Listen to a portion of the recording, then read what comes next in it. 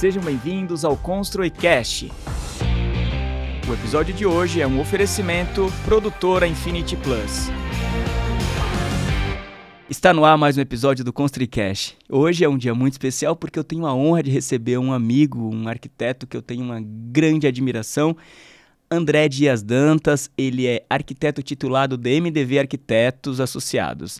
Seja bem-vindo ao nosso podcast. É um prazer receber você aqui para brilhantar o nosso canal. Bom, Paulo, obrigado. Fiquei muito feliz pelo convite. Para mim é uma honra estar aqui, poder contribuir com essa iniciativa super bacana, que é falar sobre arquitetura, falar sobre engenharia, né? Enfim, um pouco do nosso dia a dia. E fico feliz especialmente porque você é uma pessoa que tem acompanhado ao longo de anos aí a nossa trajetória, né? Então a gente tem alguns registros, né, feitos por você ao longo desses anos aí. Então, para mim é um enorme prazer. Tem uma história, né? Sim, a gente sim. Está vivendo aí uma história bem interessante. Eu me sinto, de fato, muito honrado com a sua presença, porque eu acompanho muito o seu trabalho. Legal. E você é uma das pessoas que eu mais admiro na arquitetura, né? Uma pessoa acessível, uma pessoa que está ali sempre presente, que é o propósito do canal, né? Criar pontes, né? Ou seja, unir toda a indústria e não criar barreiras. André, eu queria iniciar o nosso bate-papo você falando como a arquitetura surgiu na sua vida, né? Quem é esse cara que, enfim, fora da arquitetura, como que ele foi inserido no meio? Olha, a arquitetura, na verdade, eu caí de paraquedas na arquitetura, porque quando eu estava no colégio, assim, na época de vestibular, eu ficava muito na dúvida, assim, tinha dúvida do que faria. Na verdade, eu sempre falei em fazer medicina, mas tinha alguma coisa que me falava que não era muito aquilo. Tentando fazer um resgate, assim, eu tenho a impressão de que eu consigo fazer uma relação com um momento em que eu era adolescente e meu pai construiu uma casa. A gente morava em São Paulo e meu pai construiu uma casa em Atibaia. E essa casa levou anos para ser finalizada. Isso você com quantos anos? Quando eu me mudei para lá, eu tinha 13 anos. Então ele começou a construção dessa casa, eu devia ter uns 11. E até finalizar de fato, levaram-se alguns anos. Então acho que talvez essa semente foi plantada ali nesse momento. Você só não entendia, né? Eu não entendia. Na verdade, eu nem sabia muito bem o que fazia um arquiteto, né? Então, no momento do vestibular, eu tinha uma amiga que o pai dela era arquiteto. Eu não conhecia nenhum arquiteto, né? Assim, não era da minha convivência, não tinha nenhum parente, nenhum amigo. E essa amiga minha, o pai era arquiteto, e eu me lembro que eu fui conversar com ele. Ela falou, não, vai no escritório do meu pai, enfim, bate um papo com ele. E eu conversei com ele e ele meio que me abriu um mundo novo, assim. Eu falei, poxa, pode ser interessante. Então, entre medicina e arquitetura, estou preferindo embarcar na arquitetura. Mas por quê? Porque... Ou seja, por que arquitetura, né? Não sei, eu sempre gostei muito, sempre me interessei muito por desenho. Então, tinha habilidade de desenho. Essa questão da construção também sempre me interessou.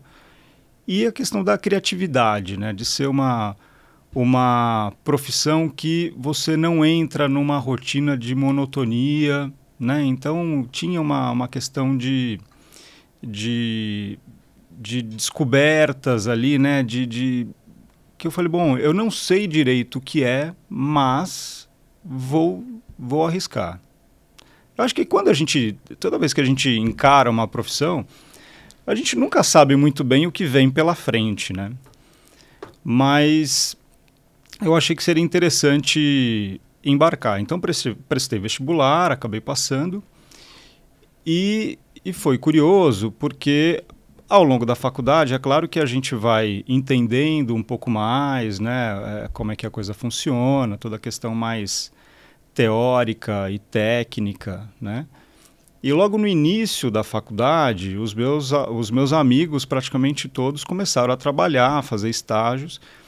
E eu me mudei para São Paulo e eu não vim morar com os amigos aqui, assim, precisava me manter, precisava, enfim, trabalhar também. Na época eu consegui um trabalho fora da minha área e fiquei por muito tempo trabalhando nesse outro lugar.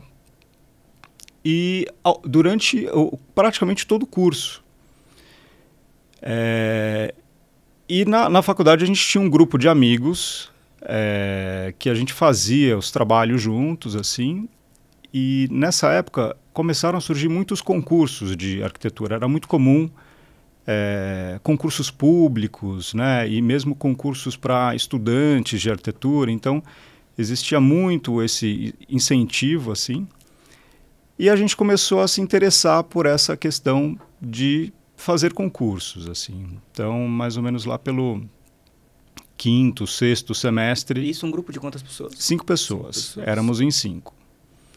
Então, nós começamos a fazer esses concursos e também pensando que, poxa, para a gente conseguir um estágio num lugar legal, é interessante que a gente tenha experiência, que a gente tenha portfólio. E a gente via essa produção dos concursos, mesmo sendo estudante, como uma produção de portfólio, de ter o que mostrar, né? Com uma bagagem, né? E a gente foi desenvolvendo esses concursos e quando chegou, a gente estava no último ano da faculdade,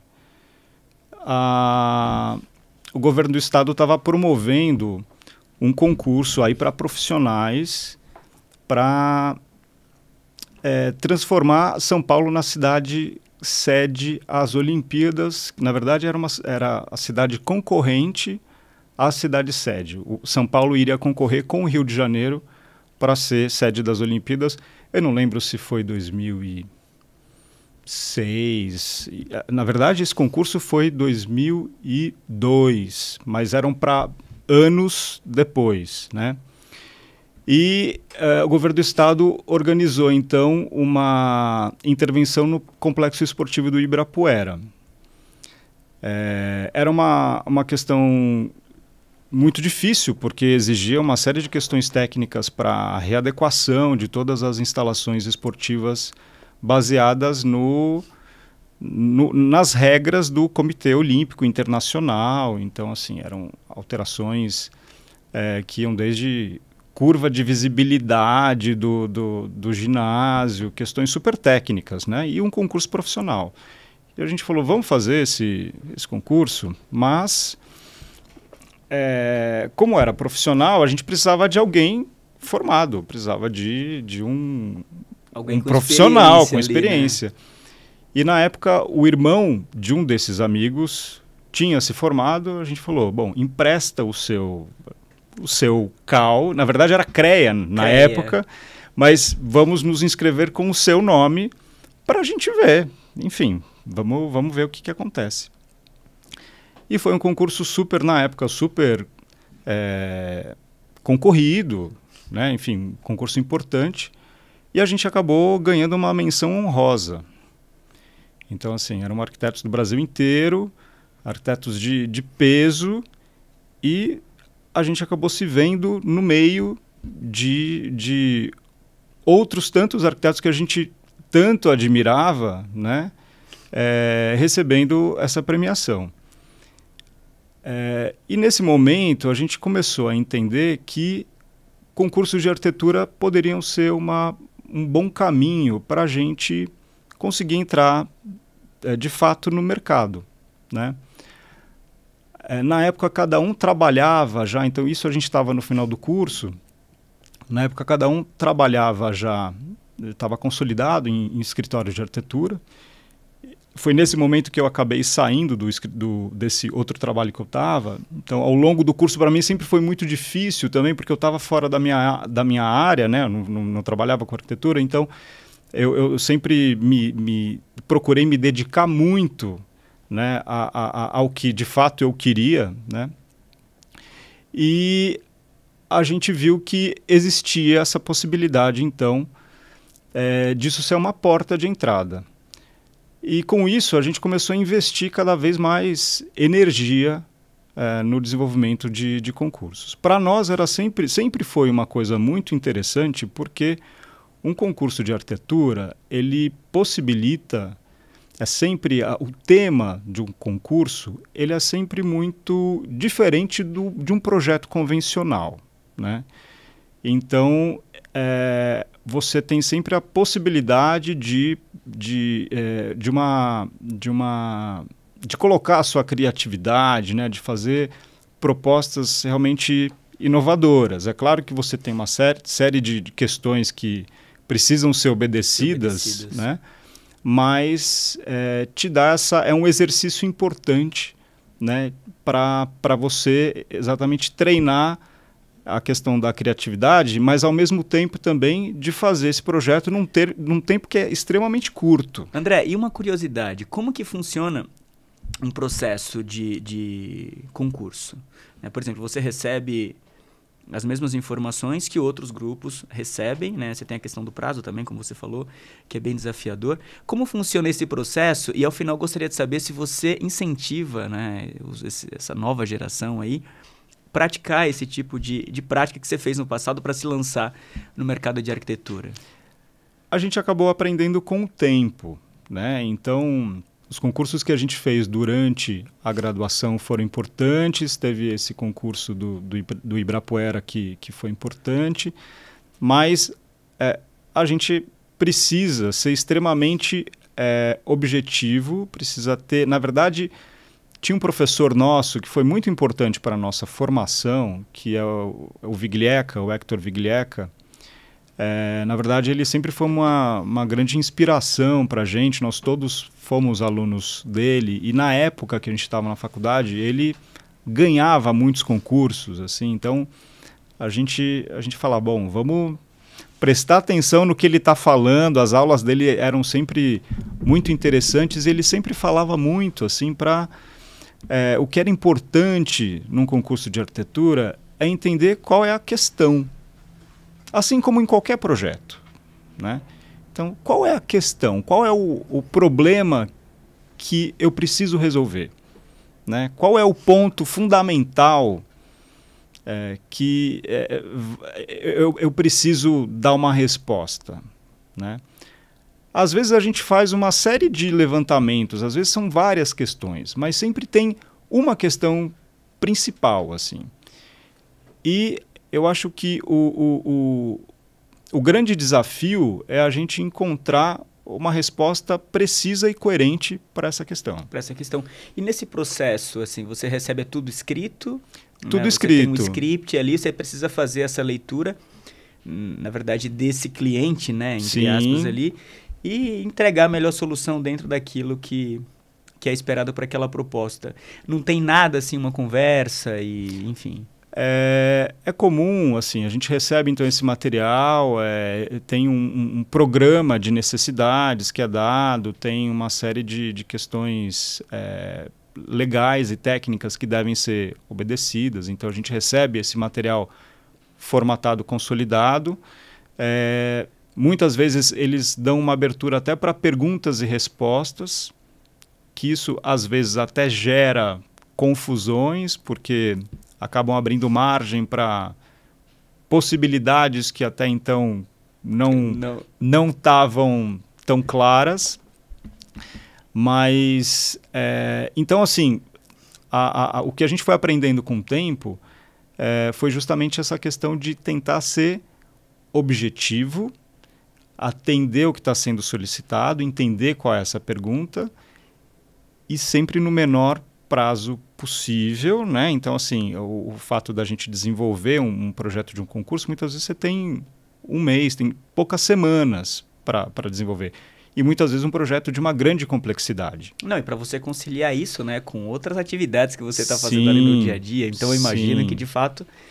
É um exercício que consome muita energia, que demanda muito. Então, assim, quando a gente acabou nesse início de carreira, né, a gente trabalhava em outros escritórios e a gente levava essa coisa quase como num terceiro turno, né? Então, logo como eu estava comentando, esse concurso do Ibirapuera, então deu um certo gás para a gente para fazer outros.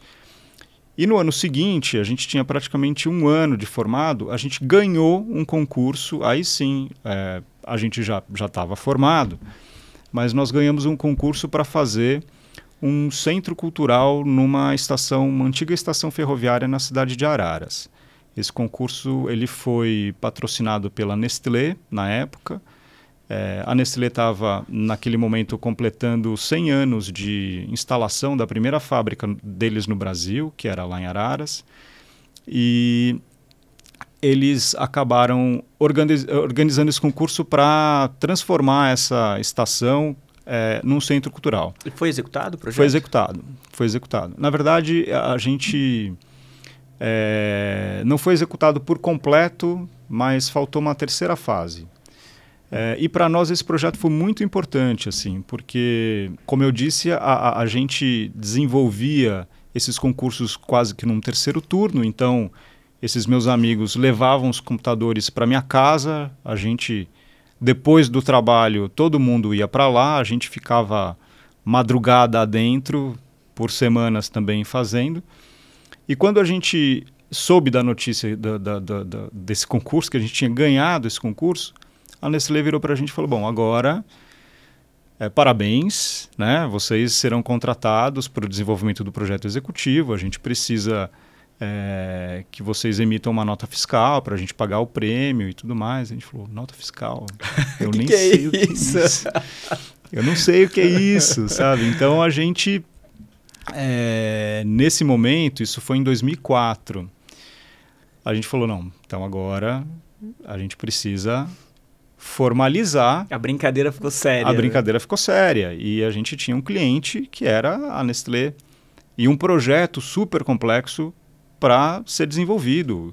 Era um projeto que envolvia uma estação de 1870, com uma série de questões relativas a restauro, relativas a soluções, né, de intervenção super complexas. E a gente era recém-formado.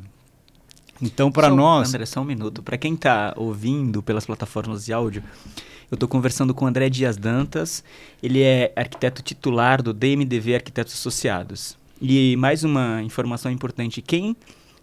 Vocês que estão ouvindo, se quiserem assistir o canal, pelo canal do YouTube, vocês conseguem ver as imagens desses projetos que ele está falando. Isso é bem interessante para contextualizar de fato, porque imagina a emoção que é receber um prêmio, né, desse, e inclusive o prêmio ser esse projeto ser viabilizado, porque nem sempre acontece. Sim, né, André? Muito difícil. Tanto que a gente teve muita sorte de começar com esse projeto e de fato, ele ser viabilizado, né? Porque era muito comum nesse momento os concursos de arquitetura, como eu falei, mas a grande maioria deles não... Os escritórios muitas vezes até desenvolviam um projeto executivo, mas para ele ser de fato executado, realmente era muito difícil. E nesse caso, às vezes acontece, às vezes o aluno ganha um concurso desse, quando ele é de fato executado, o projeto executivo passa para outro arquiteto com experiência ou não? Não, nesse caso o que aconteceu? A Nestlé não tinha um corpo técnico de arquitetura dentro da sua estrutura. Então eles acabaram contratando um outro escritório para fazer as validações das nossas entregas.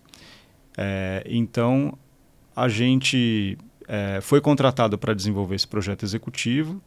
Na época a gente falou, bom, vamos manter o esquema do escritório da maneira que está. Então cada um continuou trabalhando nos seus respectivos escritórios. Na época eu trabalhava no Piratininga, tinha outros dois que trabalhavam no Rocco, associados.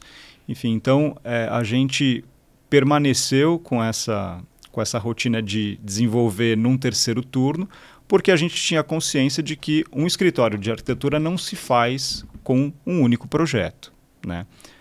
Todo mundo tinha suas contas para pagar, então a gente falou, vamos com calma. Vamos com né? calma. Vamos né? com calma. Vamos viver o processo, vamos viver, exatamente. O processo.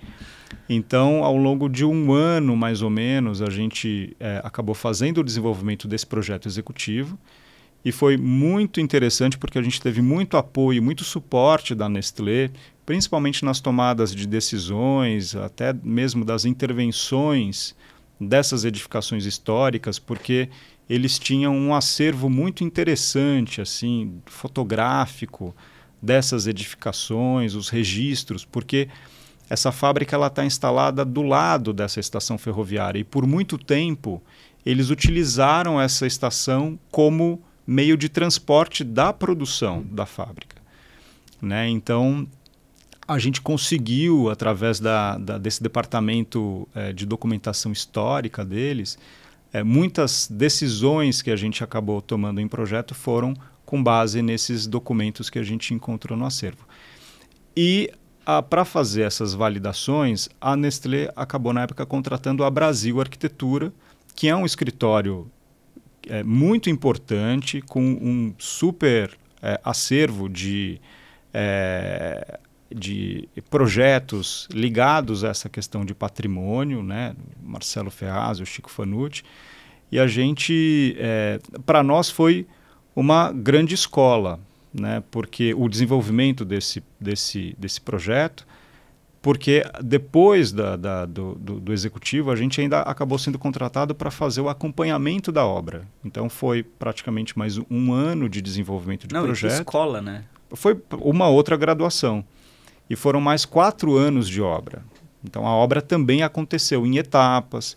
Então, a gente ia mensalmente para Araras, enfim, acompanhar todo esse processo. Então, foi muito importante para nós o desenvolvimento desse projeto. André, e assim, para quem está ouvindo, né, e vendo a gente, quais foram as soluções construtivas adotadas nesse projeto?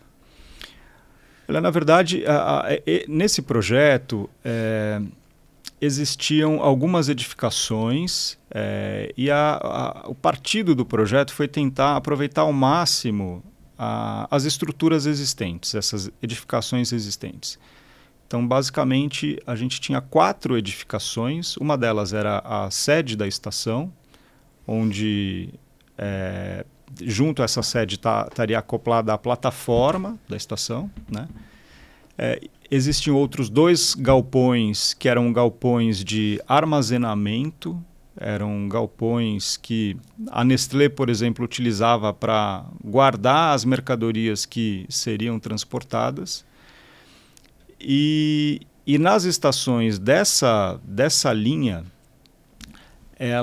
uma das características era ter junto desse conjunto de edificações uma casa que era do chefe da estação, que era praticamente o zelador que cuidava ali dessa instalação. E a gente acabou aproveitando também essa estrutura dessa pequena casa para fazer uma área de apoio, de serviço desse centro cultural. Então, basicamente, a gente cria na sede da estação uma área administrativa. Nos 2 galpões, a gente faz um deles uma área de exposição e o outro a gente instala um auditório. E essa parte de serviços na casa do chefe de estação. A única grande intervenção assim, que a gente propunha era uma construção de uma nova edificação que teoricamente estaria no lugar onde o trem estaria parado ali. Essa nova edificação ela até remetia a um trem estacionado na plataforma, era um edifício metálico com uma chapa perfurada. E nesse edifício a gente instalava umas oficinas, tinha um programa de um uso múltiplo que era proposto nesse edifício. No final das contas, a Nestlé a gente acabou dividindo em fases e não teve verba suficiente para finalizar essa última fase, que seria esse edifício novo. Foi primeira e segunda fase? Foi primeira e segunda fase. A primeira eles fizeram o auditório e o bloco de exposições, depois fizeram a plataforma e a parte administrativa de serviços. E essa última fase, que seria do prédio novo, acabou não indo para frente. Ainda? Não, mas, poxa, isso tem tantos anos que é difícil. Mas daí também, para nós, foi importante esse... É um aprendizado, né? Porque a gente, como arquiteto, muitas vezes tem uma certa ansiedade de ver a coisa acontecendo no momento que a gente gostaria, né? E a gente... foi importante também entender que existe um tempo para essas coisas acontecerem. Então, um projeto nessa escala, um projeto que, na verdade, a construção, a viabilidade dessa construção foi com o dinheiro da Lei Rouanet. Então, assim, a Nestlé investiu, mas tiveram outras empresas também que investiram para viabilizar esse projeto, né? Então, você imagina, foram 4 anos de obra para fazerem 2 fases. A gente queria que aquilo tivesse pronto há muito tempo. Você fica na expectativa, né? Então, é um trabalho também é um processo, né, que faz com que a gente amadureça também profissionalmente para entender que tem projetos que, é claro, que são mais rápidos, mas tem outros que o processo do projeto ele tem um tempo certo para acontecer. André, e dando continuidade ao nosso bate-papo, eu não sei se você gostaria de falar mais alguma coisa antes da gente entrar na parte de cases. Eu já visitei alguns projetos, né, que vocês desenvolveram e eu fiquei muito impactado. Eu já queria falar de cara do primeiro, que é o projeto acho que é Fundação Bradesco. Queria que você me falasse um pouco como foi ou seja, qual foi o partido arquitetônico ali, enfim, como aconteceu aquele projeto, tendo em vista que ele está numa área muito verde, né? Vocês preservaram ali a parte ambiental, que eu achei muito interessante. Como que vocês, né, tomaram partido, principalmente da solução de materiais para viabilizar aquele projeto? Sim. Bom, esse projeto Bradesco para nós é bastante importante, bem emblemático. E importante, tá? Quem tá pelo YouTube tá conseguindo ver. Quem tá pelas plataformas de áudio também podem acessar depois para conseguir ver as imagens. Bom, esse projeto quem nos encomendou foi o próprio banco mesmo, o departamento de patrimônio do banco. A sede do Bradesco hoje é uma das sedes, né, mas a principal fica em Osasco, né, numa área em que eles chamam Cidade de Deus. E hoje eles têm praticamente, acho que de 10 a 12 mil colaboradores que trabalham dentro desse espaço. Eu não sei como está agora nessa questão pós-pandemia, mas isso eram números antes da pandemia. A encomenda que nos chegou era que a gente precisava criar espaços que pudessem melhorar a vida desses colaboradores, assim, porque dentro dessa estrutura toda do banco, esse espaço era um espaço que foi construído ao longo do tempo, então tinham várias edificações muito antigas, muitas delas acabaram sendo adaptadas para esse uso administrativo, né? E não existiam espaços adequados para atender essa quantidade de pessoas. Então, por exemplo, na hora do almoço, não tinham áreas de alimentação. Todas essas 10, 12 mil pessoas precisavam sair dessa área, almoçar fora, para depois voltar. Além disso, eles tinham um problema também complexo, que era essa questão dos carros, né? Então, existe uma quantidade de vagas ali que naquele momento era super disputada, e ainda com esse fluxo de todo mundo saindo e entrando para almoçar e tal, então era um problema, uma questão a ser resolvida, né? E além desse programa, a ideia era tentar trazer outros usos que pudessem facilitar o dia a dia desses colaboradores. Então, a ideia foi criar módulos de alimentação e de serviços, onde esses serviços poderiam ser uma farmácia, um cabeleireiro, uma barbearia, uma pequena lavanderia, sabe? Pequenos serviços que poderiam ajudar no dia a dia das pessoas. Quando a gente recebeu essa solicitação, a gente foi fazer uma análise na área e a premissa foi: não podemos perder vagas. Então, assim, a gente começou a procurar possíveis locais para a implantação dessas edificações.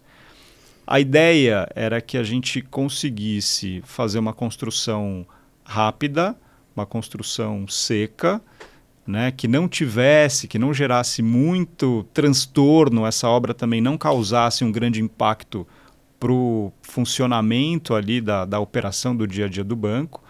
Então a gente acabou localizando 4 ou 5 áreas dentro desse complexo deles, mas eram áreas que estavam dentro dos bolsões de estacionamento e eram áreas de jardins, áreas com uma grande vegetação. Então a gente viu que seria muito interessante e a gente teria uma possibilidade de implantar esses módulos nessas áreas ajardinadas, mas fazendo com que o impacto da implantação dessas edificações fosse o mínimo possível. Então a ideia era que a gente não tivesse nenhuma retirada de árvores, mas que essa edificação ela poderia estar integrada a essa vegetação e essa massa arbórea existente. E aí a parte de estruturas, né, que foi utilizada, a parte de materiais, ele é basicamente concebido em quais soluções? Então, para isso, inclusive pensando em evitar a movimentação de terra, a gente propôs edifícios metálicos, né, estruturas metálicas, onde a gente acabou elevando esses edifícios do solo. Então a ideia é que realmente não tivesse essa movimentação de terra, né, porque muitos desses terrenos não eram planos. Então a gente acabou elevando essas edificações, criando esses pavilhões praticamente soltos do solo e pontuando, fazendo recortes dentro desses edifícios, né? Então a gente tem esses pavilhões, eles são lineares, mas a gente acabou implantando de maneira a criar alguns vazios internos nos pontos, nos trechos em que a gente tinha essa vegetação de grande porte, né? Então esses edifícios, eles então têm estrutura metálica, eles têm um fechamento metálico também de chapa perfurada. A ideia foi trazer uma perfuração para essa chapa que pudesse mimetizar a sombra das árvores existentes. Então a gente fez uma brincadeira aí de tentar quase que fazer com que esse edifício ficasse ali nessa sombra das árvores, integrado. Né? Então a gente trouxe essa sombra diretamente para essa perfuração dessa chapa. Essas perfurações, elas simulam o quê? As folhas das árvores? Simulam justamente as silhuetas das árvores, assim. Entendi. Então tem imagens que a gente vai colocar, mas dá para ver perfeitamente, assim, é quase como se você tivesse impresso no edifício uma sombra de uma massa, de uma vegetação mesmo. André, assim. eu sempre faço essa pergunta, né, para as pessoas. Quando você pega um projeto que ele é um pouco desafiador, né, para você viabilizar, para ajudar... Imagina, você está ali desenhando. Antes de você seguir adiante com esse projeto, você busca apoio da indústria no sentido de viabilizar? Será que existe essa solução? Até para viabilidade técnica mesmo. Sim. Como que funciona esse processo? Isso é importante. É claro que assim, a gente tem que ser responsável, né, também de propor o que é execuível, né? Não adianta nada a gente vender uma ideia super interessante e chegar na hora... Na hora não funciona. Não funciona. Muda o projeto. Muda o projeto. Então, assim, a gente sabia que era possível fazer dessa maneira, a gente sabia que já conhecia produtos que disponíveis no mercado, inclusive com mais de um fornecedor, que era possível de fazer dessa maneira que a gente estava imaginando. E o resultado final, assim, né, depois dele pronto, como que foi, né, o feedback? Qual foi o feedback que você teve dos usuários, assim, do eu empreendimento? acho que esse projeto, ele ele acabou sendo muito importante para nós. A gente ganhou em 2019, se não me engano, um prêmio Saint-Gobain na categoria de edifícios comerciais. A gente ganhou também posteriormente um prêmio internacional, que foi o Prix Versailles, também com ele, também nessa mesma categoria de edifícios comerciais. Então, assim, é um projeto que acabou virando e mesmo dentro do Bradesco, com o próprio cliente, é um projeto importante para eles porque reflete uma mudança de postura interna mesmo do banco, sabe? De olhar com mais cuidado para os seus colaboradores. E ainda mais ambiente de banco, né? Claro, claro. E eu acho que o que é interessante, isso foi antes da pandemia, né? E eu acho que hoje esse modelo de espaços livres, abertos, integrados com a paisagem, integrados, né, com o ambiente natural, isso é uma questão que tem sido muito falada, principalmente no pós-pandemia, né, que as pessoas têm, assim, a gente ficou muito tempo confinado, né, as pessoas muito tempo em casa, e a gente percebe essa mudança dos ambientes de trabalho, né, muito relacionados com essa questão da natureza, muita gente falando sobre biofilia, né, então esse projeto ele acaba sendo um exemplo também do que é possível fazer, né? Porque tem muitas pessoas, por exemplo, no banco, que acabam fazendo pequenas reuniões dentro desses espaços, sabe? Porque é muito mais agradável você fazer uma reunião ali, de repente, ao ar livre, do que dentro de uma sala de reunião fechada, né? E realmente é um projeto muito bonito. Eu tive a honra de ir lá visitar, eu fiquei bem...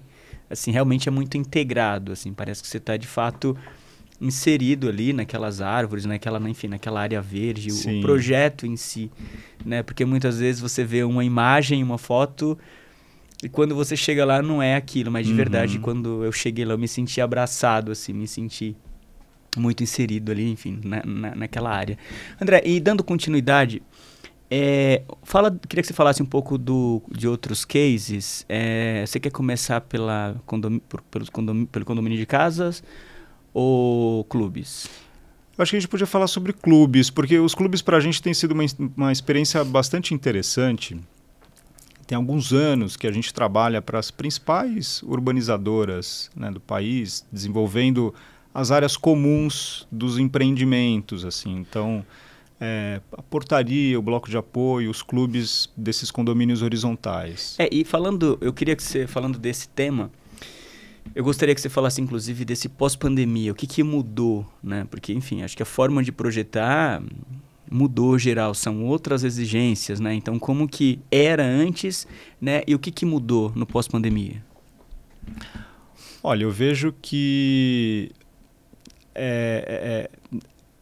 a gente teve na própria pandemia, muita gente querendo sair de apartamentos, né? Então, pessoas que moravam em apartamentos, muita gente acabou indo, até com a possibilidade do trabalho remoto, teve muita gente que saiu dos grandes centros urbanos e acabaram indo para cidades menores. Então, esses condomínios, essas opções, né, de morar num condomínio, acabaram virando um grande sucesso de vendas. Então, assim, muitos empreendimentos que foram lançados, por exemplo, na pandemia, foram vendidos assim muito rapidamente, né?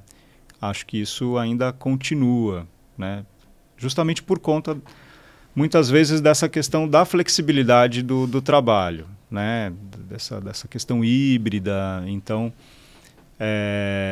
possibilidade de qualidade de vida melhor numa cidade menor, né? Então, isso tem sido um movimento que tem acontecido bastante, né? É claro que no pós-pandemia, eu acho que a gente acabou ficando com alguns resquícios, né, de hábitos que acabaram sendo frequentes durante o momento de isolamento, né? Então, essa questão da limpeza dos espaços, essa questão desse costume de tirar o tênis ao entrar. Eu vejo que até tem algumas unidades habitacionais, eu vejo até edifícios, assim, incorporadoras trabalhando com edifícios onde na entrada do apartamento hoje se tem uma pia, sabe, para você. Então, assim,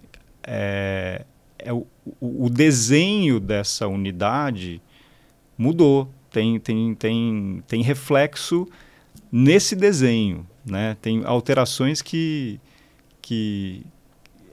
não sei se vieram para ficar, de fato, mas tem muitas empresas pensando nessa questão da saúde desses ambientes. Inclusive uma forma de atender, né, diferentes comportamentos. Exatamente. Porque às vezes a pandemia pode ter deixado uma sequela em mim que não deixou em você. Uhum. Enfim, deixou em um outro morador diferente. Então, como que você resolve isso, né? Como que a arquitetura resolve isso, né? Atender aí esses comportamentos variados. Assim. Sim, sem dúvida.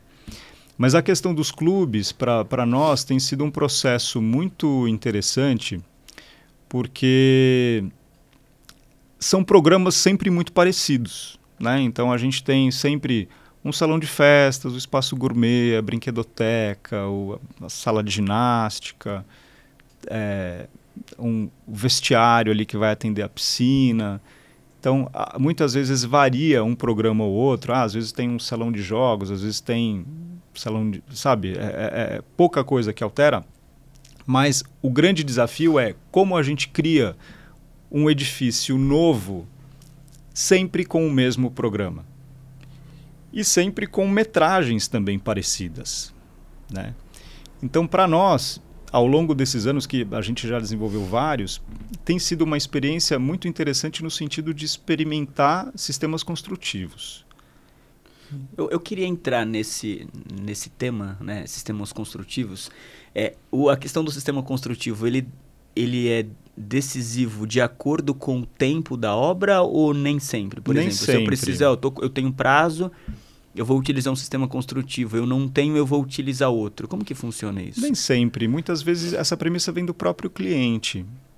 Muitas vezes o cliente fala, olha, muitas vezes eles fazem uma pesquisa de mercado e a gente recebe a informação, bom, talvez nesse caso aqui daria para fazer alguma edificação com estrutura metálica, né? Ou, nesse caso, nesse contexto, talvez uma estrutura de madeira, né? Mas falando especificamente dos clubes, é muito mais uma premissa, às vezes é uma premissa do cliente, mas às vezes é até uma sugestão nossa mesmo, né? Às vezes, sei lá, é uma construção que vai ser num lugar muito remoto e pensar num sistema construtivo convencional acaba complicando a execução. Então, entendi. Pensar num processo de construção industrializado, num sistema de montagem, faz muito mais sentido, né? Então, a gente tem tido experiências dessa maneira. E nesse processo de tomada de decisão, né, pelo sistema construtivo, vocês trabalham muito em parcerias com as empresas, no sentido de, legal, eu optei por um sistema, por exemplo, metálico, mas de repente a metálica está passando por um momento de alta, mas eu quero continuar com a metálica e eu preciso, de repente, adotar uma solução mista. Nesse processo, né, até de trazer uma solução para, enfim, continuar viabilizando naquele sistema construtivo, por exemplo, na mista, são os próprios parceiros que te ajudam nesse desenvolvimento para manter essa solução arquitetônica ou parte da arquitetura? Normalmente parte da arquitetura, porque esses projetos que a gente acaba desenvolvendo, normalmente são projetos que vão ser construídos daqui um ano e meio, 2 anos depois. Então, a gente entrega os projetos executivos e esses clientes eles acabam fazendo uma concorrência com construtoras para, enfim, para que eles desenvolvam e executem o projeto, né? A gente... Especificamente para esses projetos, a gente acaba não acompanhando essas obras. Então, essa interlocução com a indústria, exatamente no momento da obra, não é em todo projeto que a gente consegue fazer. Tem obras que, muitas vezes, que são mais... Como são obras no Brasil inteiro, então, às vezes, uma obra lá no Ceará fica difícil, mas, de repente, uma obra em Campinas é mais fácil. Então, a gente consegue estar mais presente, a gente consegue até tirar mais dúvidas com o pessoal da obra, consegue, de repente, propor outras soluções, e aí sim a gente acaba tendo mais essa interlocução, mas não é sempre que a gente consegue. Mas pode acontecer, de repente, Pode na hora, acontecer. imagina, você desenvolve o projeto agora, beleza, mandou, vai ser executado daqui 1 ano e meio, e de repente, naquele momento, alguém fala, ó, André, cara, a gente precisa pensar numa solução aqui para viabilizar, né? Aconteceu, inclusive, na pandemia, projetos nossos, assim, de clubes que eram em estrutura metálica, e na pandemia o preço da metálica foi lá para cima. E o cliente falou, olha, tá inviável, não está viabilizando, talvez a gente tenha que mudar para um sistema construtivo convencional. Daí a gente falou, poxa, mas perde todo o conceito, enfim, é complicado. Assim, a gente até poderia pensar num sistema misto, mas nesse caso especificamente, o cliente preferiu segurar um pouco o início da obra e com isso também o preço da estrutura metálica acabou caindo um pouco mais. Então, que viabilizou. Assim, viabilizou. Daí não precisou fazer a alteração, sabe? Mas a gente teve muita oscilação de preço durante a pandemia, né? Então, a China estava dominando. Dominando. Aí, né? E nessa parte de condomínios, né, de casas, eu queria que você falasse um pouquinho também, né, especificamente de um condomínio e falar das soluções construtivas, né? Porque ali você tem o uso de concreto, aço, vidro, brises, enfim. Queria que você falasse um pouquinho desse mercado que até então as pessoas, né, as construtoras pensam muito, vou construir um prédio e de repente é economicamente viável, entende? Assim, como que está sendo esse momento aí para vocês? A gente tem desenvolvido um projeto que ele está em fase de... está em obra, enfim, a obra está bem adiantada até. É um condomínio de 17 casas, na verdade são 2 terrenos, um terreno de 12 casas e um outro de 5. E são casas de alto padrão, mas elas são geminadas, né? Então, esse modelo de produto, digamos assim, era um modelo que até então, até poucos anos atrás, era muito difícil da gente conseguir encontrar mercado para isso, né? Mas eu acho que dada a escassez de terrenos em boas localizações, o próprio mercado começou a entender que existia a possibilidade de venda de um produto assim, né, de uma casa assim. E a gente acabou desenvolvendo esse projeto e foi um sucesso, assim. Então, são casas de mais ou menos 400, variam de 400 a 600 metros quadrados, com térreo e mais 2 pavimentos, ainda com rooftop em cima, uma área comum, a garagem é uma garagem em subsolo, mas com os sistemas construtivos também mistos, né? Então, a gente tem uma estrutura de concreto, muito concreto aparente, né? Algumas empenas de concreto aparente e algumas soluções metálicas para pergolados, né? Algumas soluções, algumas estruturas metálicas também dentro desse sistema. O fechamento dessas casas ele é feito em painéis de alumínio, ripados de alumínio.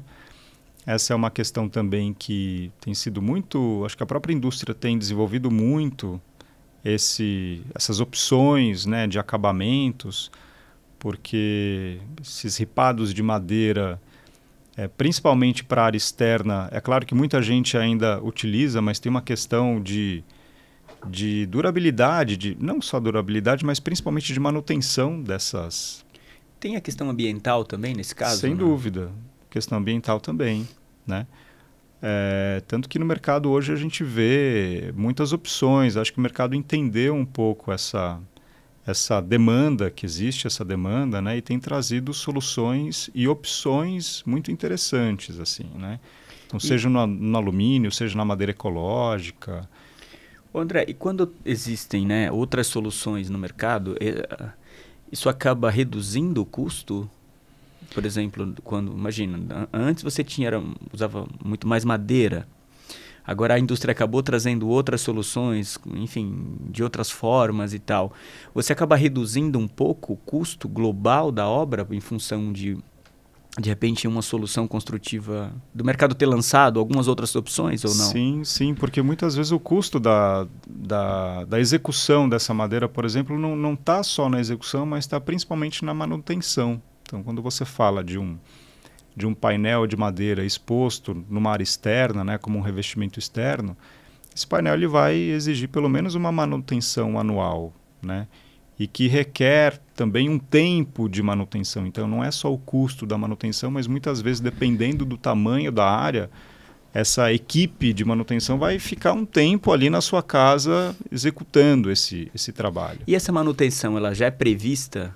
Por exemplo, quando você desenvolve o projeto, isso já é passado para o cliente ou não? Tem que ser passado. É fundamental que isso seja informado até como opção de escolha do cliente, né? Porque imagina, eu faço uma casa, enfim, faço um investimento ali relativamente alto e, pô, daqui 6 meses, daqui 8 meses, já tem que fazer enfim, uma intervenção ali, imagina. Sim. Por isso que eu tô... Sim. Porque daí você, tá contigo, esse sistema construtivo de fato, você vai precisar fazer uma manutenção daqui 8 meses, vai. Sim, não, mas sem dúvida, isso tem que ser colocado, o cliente tem que estar ciente desses custos, né? Mas você falando da diferença dos produtos, eu acho que assim, pensando em soluções industrializadas e tendo essas opções, a gente consegue ter uma redução significativa desse custo. Interessante. Antes da gente... Bom, a gente já está chegando no final, né? Infelizmente. Eu gostaria de te perguntar, no quadro Convidado Convida, quem você gostaria de ver ou ouvir aqui no ConstruiCast? Bom, eu vou deixar o convite para um amigão meu. Na verdade, são 2 amigos que eles têm um escritório chamado Coletivo de Arquitetos. Mas eu vou convidar o Guilherme Amadeu, o Guilherme Amadeu. Eles têm um escritório com uma atuação bastante interessante porque o escritório deles é dividido em 2 sedes. Eles têm uma sede em São Paulo e uma sede em Aracaju. E eles estão com uma plataforma agora muito bacana chamada Plataforma Coletiva, que tem agrupado profissionais, que tem uma relação também com conteúdo de educação. É uma plataforma também que tem alguns cursos, então eu acho que eles podem bater um papo legal com você e falar um pouco mais sobre isso. Interessante. Você pode convidar o Gui naquela câmera. Gui, então você está convidado. Rodrigo, se você estiver por aqui também. Mas tem muita coisa legal que eles estão propondo e eu acho que é bacana de se conhecer. Não, bacana. Eu conheço eles já e de fato está convidado. Tá? Enfim, a convite do André não tem nem como recusar. Legal, legal. Antes da gente encerrar, André, queria que você fizesse aí, enfim, antes de dar suas considerações finais, você tem alguma coisa, algum recado que você gostaria de deixar para o mercado ou para os estudantes ou para os profissionais de construção, da construção no geral?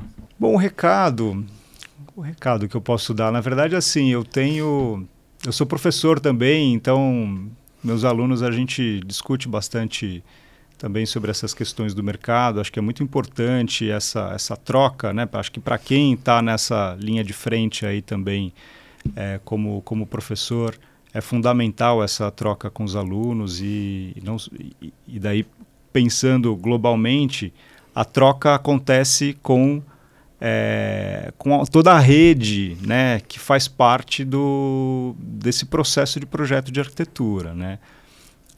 Um projeto ele não se faz isoladamente, né? Então, quando a gente falou de alguns projetos aqui do escritório, é muito importante reforçar que tem todo um time atrás, né, desse desenvolvimento, seja ele do corpo do próprio escritório, e uma outra rede enorme de profissionais que estão envolvidos também nessa cadeia, né?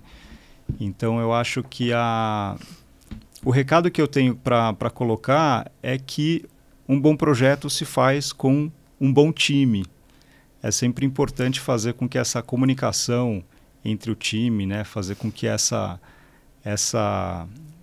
rede ela seja mais coesa e o mais próxima possível para que a gente consiga viabilizar, atender tecnicamente e atender as necessidades do cliente de uma forma bem satisfatória. Então, acho que o recado e o segredo é esse. Muito bacana, né? Ou seja, a integração. Sim. E quando a gente fala de integração, eu queria que você falasse um pouco... Você que é arquiteto, está inserido no meio, sabe bem a fama de arquitetos, enfim, eu estou na obra direto, eu ouço muito, mas não, o arquiteto não posso falar, porque, assim, para o mercado existe uma certa barreira, né, entre a obra, muitas vezes, e o arquiteto, porque alguns arquitetos acabam criando, de fato, essa barreira. Nem todos são, assim, acessíveis, enfim, como você.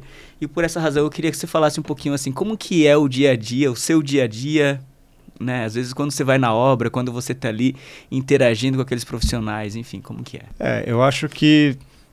É claro que tem muitos arquitetos que acabam criando muito mais dificuldades do que dando soluções, né? Eu acho que essa proximidade com a obra é importante e fundamental, porque a gente consegue entender de fato como a coisa funciona, né? Como é que a gente consegue, muitas vezes, olhar para o nosso trabalho que a gente faz no escritório de um jeito que facilite essa execução, essa leitura do projeto na obra, né? Então, por isso que é importante, eu acho que é fundamental essa ligação, né? Essa conexão, porque muitas vezes a gente se acostuma a ficar dentro de uma bolha, né? Que é aquele mundinho ali de desenhar, fazer detalhes, e muitas vezes a obra nem vai olhar para aquele detalhe, nem vai, né? Então, esquece do essencial, às vezes. Do essencial. Né? Então, é um pouco do que eu falei assim no começo. Qual é a questão do projeto, né? Será que vale a pena a gente ficar detalhando o parafuso do batente da porta, sendo que isso vai ser uma solução que já vai vir pronta, né? Então, assim, é tentar entender um pouco de que maneira a gente consegue facilitar o processo de produção do projeto e dar atenção a questões que realmente são mais relevantes e fundamentais, né? E uma última pergunta que me surgiu, como que você enxerga o ConstruiCast, né? Que tem esse propósito de fato de unir, já que a gente está falando de união, né? De conexão ainda, como que você enxerga, né? Tendo em vista que você vê um prédio, você vê uma casa, você vê um projeto, geralmente é o arquiteto que está dando ali entrevista, né? Na grande maioria das vezes. Aqui você tem um engenheiro, você tem um profissional de obra, você tem muitas vezes um profissional de segurança falando ali de segurança, falando das dificuldades. Como que você enxerga tudo isso? Você que está acompanhando o ConstruiCast, enfim. Paulo, achei super interessante a iniciativa. Acho que falta isso nesse nosso mercado, essa integração, né, entre essas disciplinas que são complementares, né, engenharia, arquitetura e outras pessoas do mercado aí que você tem chamado, né? Eu acho que essa conexão entre essas peças, né, que fazem parte do nosso mercado da construção são fundamentais, assim, né? Essas ligações são importantes. E esse canal, eu acho que justamente o objetivo dele é fazer isso, né? Então, te parabenizo pela iniciativa e eu acho que tem tudo para cada vez mais o canal crescer e ter, enfim, e estabelecer concretamente essas conexões, né? Fico muito contente de, mais uma vez, aí, com a sua presença aqui, abrilhantando ainda mais o nosso canal. André, queria que você fizesse suas considerações finais. Infelizmente, a gente acabou chegando no final do nosso episódio, enfim. Legal. Bom, Paulo, eu queria te agradecer pelo convite, te desejar uma boa sorte aí com essa iniciativa, que, como eu falei, tem tudo para crescer cada vez mais. Fico feliz, reforço aqui a minha felicidade em estar novamente aqui com você por muitos anos acompanhando o nosso trabalho, a nossa trajetória, né, registrando muitos dos dos nossos projetos, né? Então, enfim, só queria registrar minha alegria e felicidade de estar aqui hoje. Obrigado, André. Então, mais uma vez, eu conversei com o André Dias Dantas, que é sócio fundador, um dos fundadores do DMDV Arquitetos Associados. André, mais uma vez, meu abraço a você, ao seu time e para aquela câmera lá. Tchau, pessoal. Tchau, até o nosso próximo encontro, gente.